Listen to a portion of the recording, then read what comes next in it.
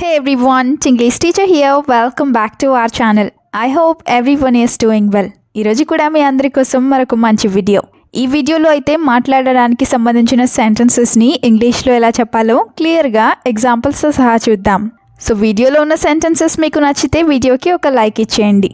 ఇప్పుడైతే ప్రీవియస్ వీడియోలో నేను మిమ్మల్ని 2 క్వశ్చన్స్ అడిగాను కదా, వాటి ఆన్సర్స్ని చూద్దాం. ఫస్ట్ వన్ ఏంటంటే, ఎక్కడ దాచిపెట్టావు? ఈ సెంటెన్స్ని where did you hide it? ఇలా అడుగుతాం. Now the second one is, వాయిదా వేయటం నీకు అలవాటైంది. ఈ సెంటెన్స్ని ఇంగ్లీష్లో you have gotten into the habit of postponing things ఇలా చెప్తాం. ఇప్పుడు మీకోసం ఈ వీడియోలో 2 క్వశ్చన్స్ ఉంటాయి కదా, వాటిలో ఫస్ట్ వన్ ఏంటంటే వెటకారం లేదా వ్యంగ్యం. ఈ పదాన్ని ఇంగ్లీష్లో ఎలా చెప్తామో కామెంట్ సెక్షన్లో కామెంట్ చేయండి. Let me know in the comments how do we call this in English. Now the second question is, నేను మాట్లాడకుండా ఉండాల్సింది.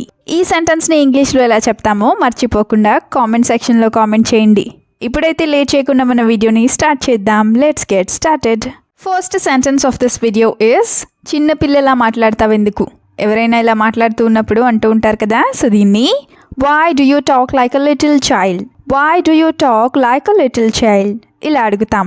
అదే నువ్వు చిన్నపిల్లల లేదా చిన్నపిల్లలా మాట్లాడుతూ ఉంటే క్యూట్గా అనిపించట్లేదు, చాలా చిరాకుగా అనిపిస్తోంది ఇలా చెప్పాలనుకుంటే, when you talk like a child or little child, it doesn't feel cute, it feels irritating.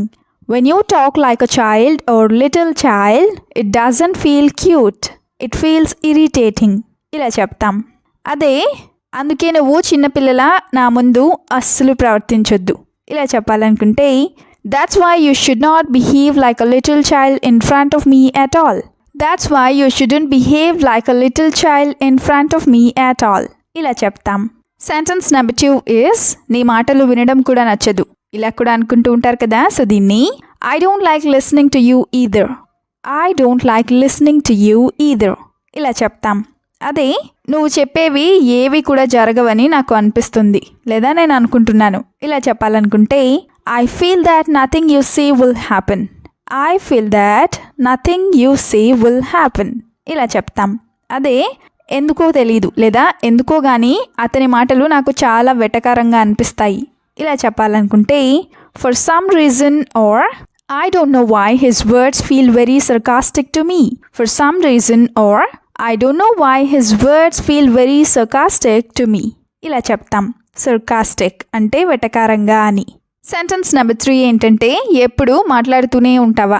ఎవరైనా ఎక్కువగా మాట్లాడుతూ ఉంటే ఇలా అంటూ ఉంటారు కదా, సో దీన్ని do you keep talking all the time, do you keep talking all the time ఇలా అడుగుతాం.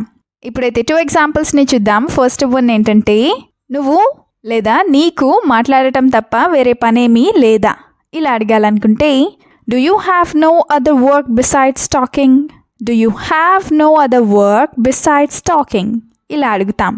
అదే నువ్వు అలా మాట్లాడుతూ ఉంటే నా పని నేను చేసుకోలేకపోతున్నాను లేదా నా పని నేను చేసుకోలేను ఇలా చెప్పాలనుకుంటే, when you talk like that or if you talk like that I can't do my work, if you talk like that I can't do my work ఇలా చెప్తాం.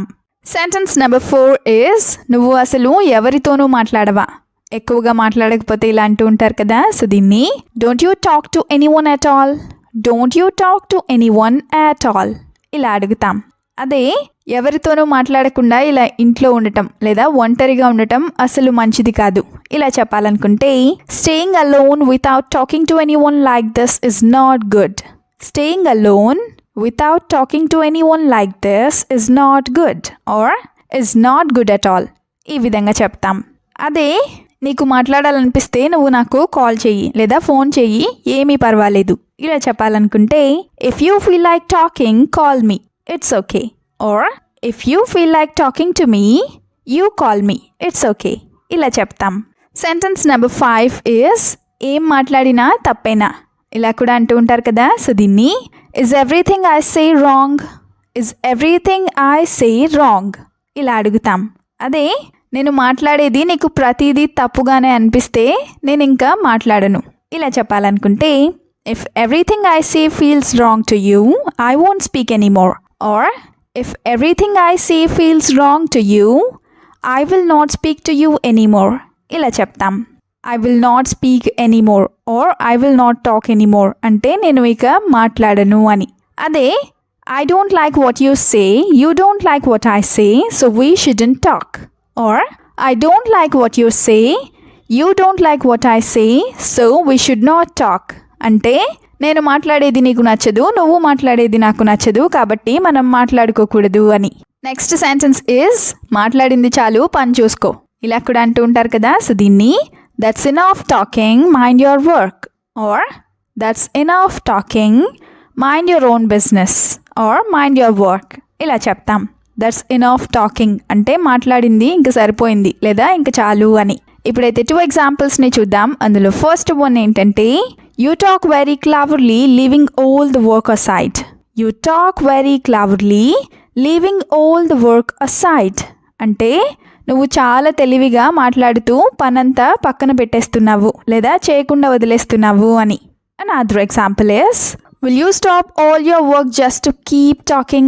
Will you stop all your work just to keep talking?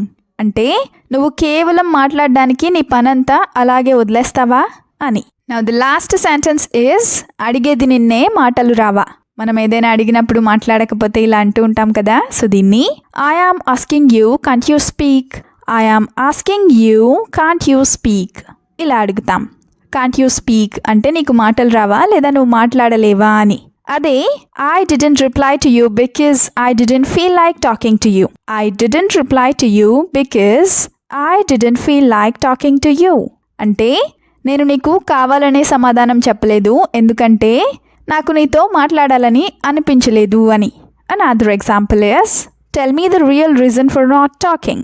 Tell me the real reason for not talking or for not talking to me అంటే నాతో మాట్లాడకపోవడానికి అసలైన కారణం ఏంటో నువ్వు నాకు చెప్పు అని. Thank you so much for watching the video till the end.